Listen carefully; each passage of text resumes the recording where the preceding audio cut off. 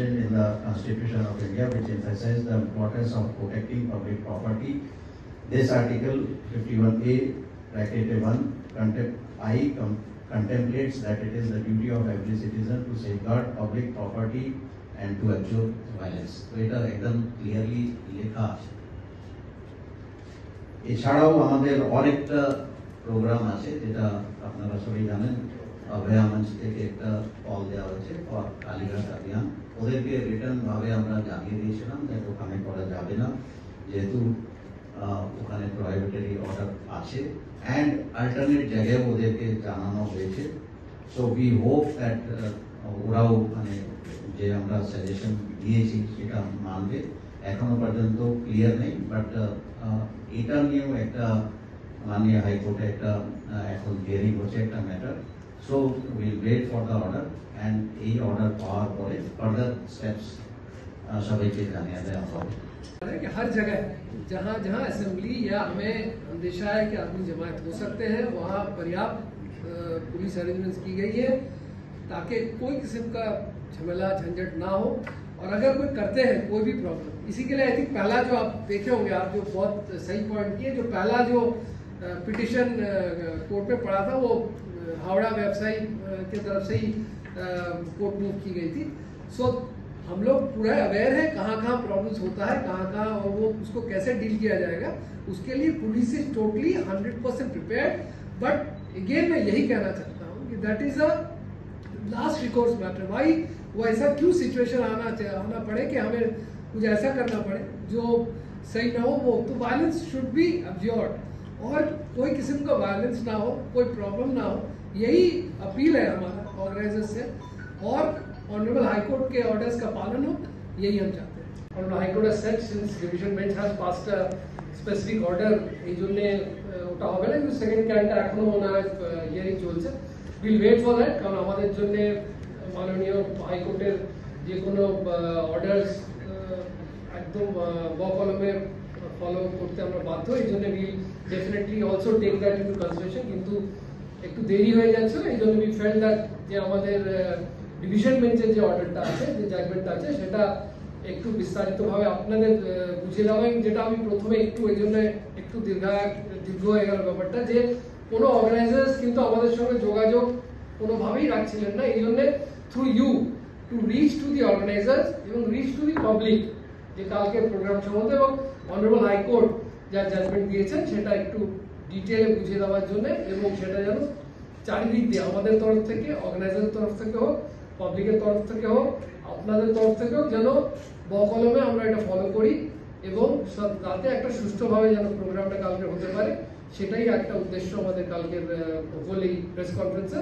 I first request ADG south Bengal to উনি এইটা ডিটেলে যেটা বাংলায় একটু আমাদের পুরো হাইকোর্ট অর্ডার যেটা আছে বাংলায় বলবেন, তারপর আমাদের সিপি হাওড়া সাহেব আছে, সরি সিপি কলকাতা আছে, উনি ইংলিশ এবং হিন্দিতে ব্যাপারটা আরো ক্লিয়ারলি বুঝিয়ে দেবেন।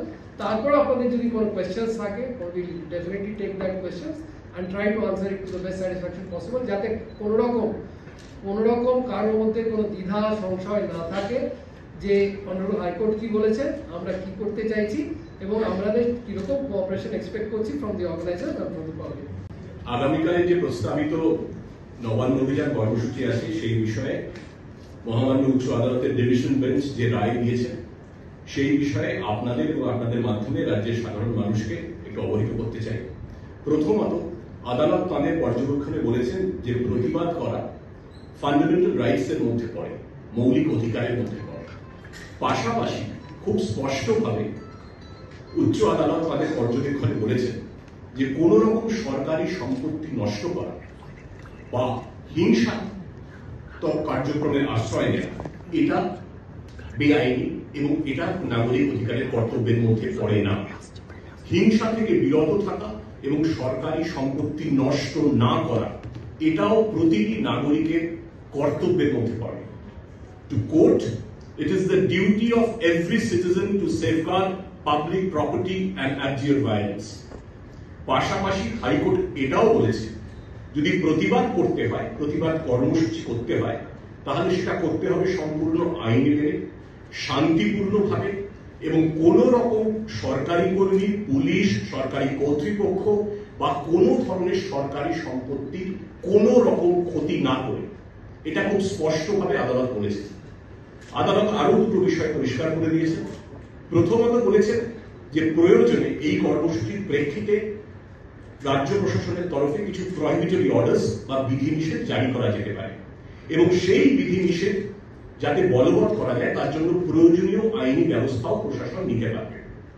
আপনারা সকলেই জানেন যে নবান্ন রাজ্য সরকারের সচিবালয় এবং নিরাপত্তার নিরিখে একটি অত্যন্ত স্পর্শকাতর জায়গা, যাকে আমরা পরিভাষায় বলি high security zone. Howrah police commissioner Praveen Kumar Tripathi আমাদের সঙ্গে আছেন। হাওড়া পুলিশের তরফে উনি নবান্ন সংলগ্ন এলাকায় ভারতীয় নাগরিক সুরক্ষা সংহিতা BNSS তার 163 ধারা জারি করেছেন। নবান্ন সংলগ্ন এলাকায় কোন রকম প্রতিবাদ কর্মসূচি, জমায়েত, মিটিং বা মিছিল নিষিদ্ধ, বেআইনি। এটা খুব স্পষ্ট হয়ে গেছে হাইকোর্টের নির্দেশে। পাশাপাশি হাইকোর্ট আরেকটি গুরুত্বপূর্ণ বিষয় উল্লেখ করেছেন। তারা বলেছেন প্রশাসন উপযুক্ত বিকল্প জায়গা এই প্রতিবাদ কর্মসূচির জন্য চিহ্নিত করে সংগঠকদের জানাতে পারে। আদালতের সেই নির্দেশ মেনে হাওড়া পুলিশ সাঁতরাগাছি বাস স্ট্যান্ডকে উপযুক্ত বিকল্প জায়গা হিসেবে চিহ্নিত করেছে, যার মানে হল আগামীকালের যে প্রতিবাদ কর্মসূচি আইন মেনে শান্তিপূর্ণভাবে সাঁতরাগাছি বাস স্ট্যান্ডে করা যেতে পারে, এবং সেক্ষেত্রে প্রশাসনের পূর্ণ সহযোগিতা থাকবে, কোথাও কোনো অসুবিধা নেই। কলকাতা পুলিশের তরফে আরআর এভিনিউ, রানী রাসমণি এভিনিউকে উপযুক্ত বিকল্প জায়গা হিসেবে চিহ্নিত করা হয়েছে। স্যার যেমন বলছিলেন যে সংগঠক ঠিক কারা সে ব্যাপারে কিছুটা বিভ্রান্তি আছে, কিন্তু সমাজ মাধ্যম এবং আমাদের ইন্টেলিজেন্স ইনপুটস অনুযায়ী আমরা কয়েকটি নাম পেয়েছি, সে নামগুলি বিষয়ে বলছি না। যারা এই সমাজ মাধ্যমে এর প্রচারে গতবারের মতোই খুবই সক্রিয়, সেরকম কয়েকজনকে চিহ্নিত করে আমরা হাওড়া পুলিশের তরফে এই বার্তা লিখিতভাবে তাদের জানিয়ে দিচ্ছি, এবং যারা যে নামগুলো আমাদের কাছে আসেনি, যারা সংগঠন যুক্ত আছেন, তাদেরকেও আপনাদের মাধ্যমে জানাতে চাইছি যে লিখিতভাবে জানিয়ে দিচ্ছি কয়েকজনকে, আর যাদের লিখিতভাবে জানাতে পারছি না তাদেরকে আপনাদের মাধ্যমে জানাচ্ছি যে সাঁতরাগাছি বাস স্ট্যান্ডে এবং কলকাতার রানী রাসমণি এভিনিউয়ে আইন মেনে গণতান্ত্রিক শান্তিপূর্ণভাবে কোন রকম পুলিশ, সরকারি কর্মী তাদের কোনো ক্ষতি না করে, কোন রকম সরকারি সম্পত্তি নষ্ট না করে প্রতিবাদ কর্মসূচি করা যাবে। তাই যে সংগঠকরা কালকে প্রতিবাদ কর্মসূচির ডাক দিয়েছেন তাদের প্রতি রাজ্য প্রশাসনের তরফে আমাদের অনুরোধ, আপনারা প্রতিবাদ কর্মসূচি রাজ্য সরকারের নির্দিষ্ট করে দেওয়া জায়গায়, উপযুক্ত বিকল্প জায়গায় আইন মেনে গণতান্ত্রিকভাবে পালন করুন, তাতে কোনো অসুবিধা নেই। প্রশাসন সব রকম সহযোগিতা করবে, এবং আমাদের জানান যাতে ব্যবস্থা করতে আমাদের সুবিধে হয়। কত বাস আসবে, কোথা থেকে লোক আসবে, কতজন আসবে, স্টেশনে, রেলপথে কজন, সড়ক পথে কজন, তাহলে আমাদের সুবিধা হবে শান্তিপূর্ণভাবে কালকে এই প্রতিবাদ কর্মসূচিটাকে সুসম্পন্ন করতে।